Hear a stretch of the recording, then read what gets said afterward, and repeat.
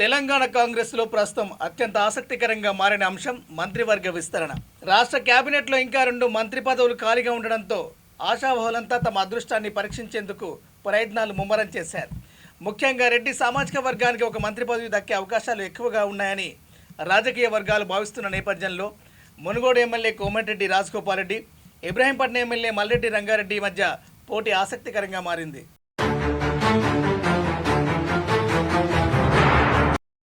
మల్రెడ్డి రంగారెడ్డి తన వాదనను ప్రాంతీయ సమతుల్యత కోణంలో ముందుకు తీసుకెళ్తున్నారు. రాష్ట్రంలో అత్యంత కీలకమైన రంగారెడ్డి జిల్లా నుంచి ఇప్పటి వరకు ఒక్కరికి మంత్రి పదవి దక్కలేదని, జిల్లా ప్రాతినిధ్యం దృష్ట్యా తనకు మంత్రి పదవి ఇవ్వడం తప్పనిసరి అని బహిరంగంగానే డిమాండ్ చేస్తున్నారు. అంతేకాదు, తనకు మంత్రి పదవి రాకపోవడానికి కుల సమీకరణాలే కారణమైతే తాను ఎమ్మెల్యే పదవికి రాజీనామా చేయడానికి కూడా సిద్ధమని ప్రకటించడం రాజకీయ వర్గాల్లో చర్చనీయాంశంగా మారింది. ఏ కులానికి మంత్రి పదవి ఇవ్వాలనుకుంటున్నారో చెబితే ఆ కులానికి చెందిన వ్యక్తిని ఎమ్మెల్యేగా గెలిపిస్తానంటూ చేసిన వ్యాఖ్యలు కాంగ్రెస్ అధిష్టానానికి కూడా ఇబ్బందికర పరిస్థితిని సృష్టించాయి.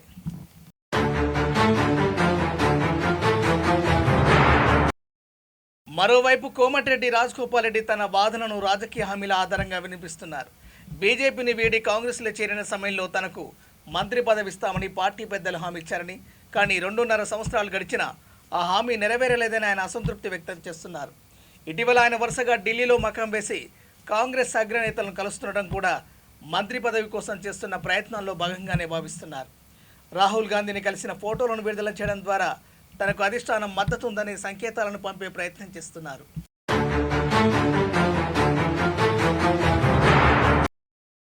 అయితే కాంగ్రెస్ అధిష్టానం ముందు ఉన్న అసలు సవాలు మంత్రి పదవి ఎవరికి ఇవ్వాలన్నది కాదు, ఎవరికి ఇవ్వకుండా మిగిలిన వారిని ఎలా సంతృప్తిపరచాలన్నది. ఒకవేళ రెడ్డి కోటాలో మంత్రి పదవిస్తే రాజగోపాల్ రెడ్డి, మల్రెడ్డి రంగారెడ్డి ఇద్దరిలో ఒకరికి మాత్రమే అవకాశం దక్కే పరిస్థితి కనిపిస్తుంది.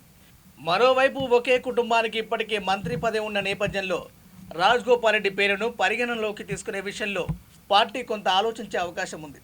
అదే సమయంలో రంగారెడ్డి జిల్లా ప్రాతినిధ్యం అంశం మల్రెడ్డి వాదనకు బలం చేకూరుస్తుంది.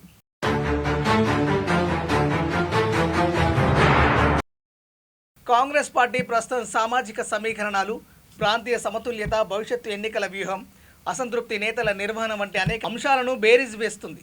అందుకే మంత్రివర్గ విస్తరణ నిర్ణయం ఆలస్యమవుతుందని రాజకీయ విశ్లేషకులు భావిస్తున్నారు. ప్రస్తుతం చూస్తే మల్రెడ్డి రంగారెడ్డికి జిల్లా ప్రాతినిధ్యం అంశం కలిసొస్తుండగా, రాజగోపాల్ రెడ్డికి పార్టీ మార్పు సమయంలో ఇచ్చిన హామీ మరియు ఢిల్లీ స్థాయిలో ఉన్న పరిచయాలు బలంగా కనిపిస్తున్నాయి. దీంతో ఈ ఇద్దరిలో ఎవరికి మంత్రి పదవి దక్కుతుందన్నది ఇప్పటికీ సస్పెన్స్గానే మిగిలింది.